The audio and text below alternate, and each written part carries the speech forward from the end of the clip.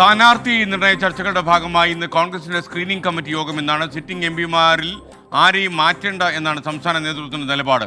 തെരഞ്ഞെടുപ്പിന് മുന്നോടിയായി കെ സുധാകരനും വി ഡി സതീശനും നയിച്ച സമരാഗ്നി ജാഥ ഇന്ന് സമാപിക്കും. എം ജി പ്രതീഷ് വീണ്ടും ചേരുന്നു തിരുവനന്തപുരത്ത് നിന്ന്. പ്രതീഷ്, പറയൂ വിശദാംശങ്ങൾ, അപ്ഡേറ്റ്സ്.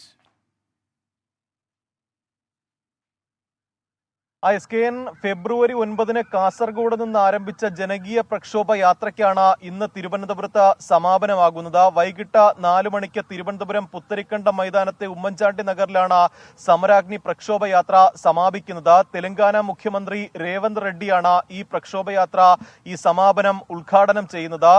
സച്ചിൻ പൈലറ്റ് ഈ പരിപാടിയിൽ മുഖ്യ അതിഥിയാകും. തിരഞ്ഞെടുപ്പിന് മുന്നോടിയായാണ് വി ഡി സതീശന്റെയും കെ സുധാകരന്റെയും നേതൃത്വത്തിൽ ഒരു പ്രക്ഷോഭ യാത്ര സംഘടിപ്പിച്ചത്. ലോക്സഭാ തിരഞ്ഞെടുപ്പിലടക്കം പാർട്ടിക്ക് ഈ യാത്ര നേട്ടമുണ്ടാക്കുമെന്ന ഒരു വിലയിരുത്തലിലാണ് കോൺഗ്രസ് നേതൃത്വമുള്ളത്. ഈ യാത്ര സമാപിക്കുന്ന ഈ ദിവസം തന്നെയാണ് സ്ഥാനാർത്ഥി നിർണയ ചർച്ചകളിലേക്ക് കൂടി കോൺഗ്രസ് കടക്കുന്നത്. ഇന്ന് സ്ക്രീനിംഗ് കമ്മിറ്റി യോഗം നടക്കുന്നുണ്ട്. രാവിലെ 8:30 തന്നെ കേരളത്തിന്റെ ചുമതലയുള്ള AICC general secretary Deepa Das Munshi കേരളത്തിൽ എത്തുന്നുണ്ട്. ഈ AICC ജനറൽ സെക്രട്ടറിയുടെ നേതൃത്വത്തിലാണ് സ്ക്രീനിംഗ് കമ്മിറ്റി യോഗം നടക്കുന്നത്. ഈ യോഗത്തിൽ സ്ഥാനാർത്ഥി നിർണയം സംബന്ധിച്ചുള്ള നിർണായകമായ തീരുമാനങ്ങൾ ഉണ്ടാകും.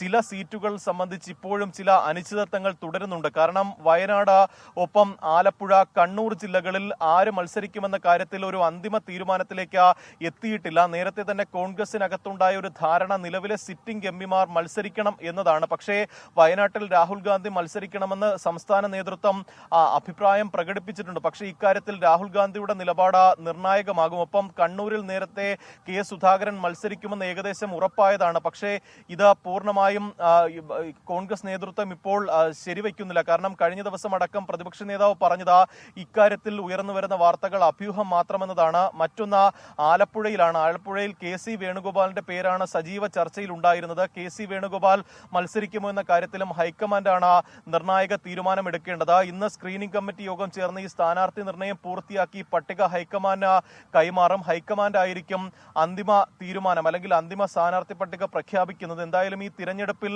കഴിഞ്ഞ തവണ ഉണ്ടായിരുന്ന ആ ഒരു നേട്ടം കൈവരിക്കാൻ കഴിയുമെന്നൊരു പ്രതീക്ഷ നിലവിൽ കോൺഗ്രസിനുണ്ട്. കേന്ദ്ര സംസ്ഥാന സർക്കാരുകൾക്കെതിരെ വലിയ പ്രചരണമാണ് കഴിഞ്ഞ കുറെ നാളുകളായി കോൺഗ്രസ് സംസ്ഥാനത്ത് അഴിച്ചുവിടുന്നത്. അതുകൊണ്ട് തന്നെ ഇന്ന് ഇവിടെ സമാപിക്കുന്ന സമരാഗ്നിയും ഒപ്പം ഈ സ്ഥാനാർത്ഥി നിർണയം അടക്കം പൂർത്തിയാക്കിക്കൊണ്ട് ലോക്സഭാ തെരഞ്ഞെടുപ്പിൽ കഴിഞ്ഞ തവണത്തെ പോലെ തന്നെ ഒരു നേട്ടം കൊയ്യാൻ കഴിയുമെന്നതാണ് കോൺഗ്രസ് പ്രതീക്ഷിക്കുന്നത്. എത്രയും വേഗം സ്ഥാനാർത്ഥി നിർണയം പൂർത്തിയാക്കി LDF സ്ഥാനാർത്ഥികൾക്കൊപ്പം കളം നിറയാനാണ് കോൺഗ്രസ് ഇപ്പോൾ ആലോചിക്കുന്നത്. SKN.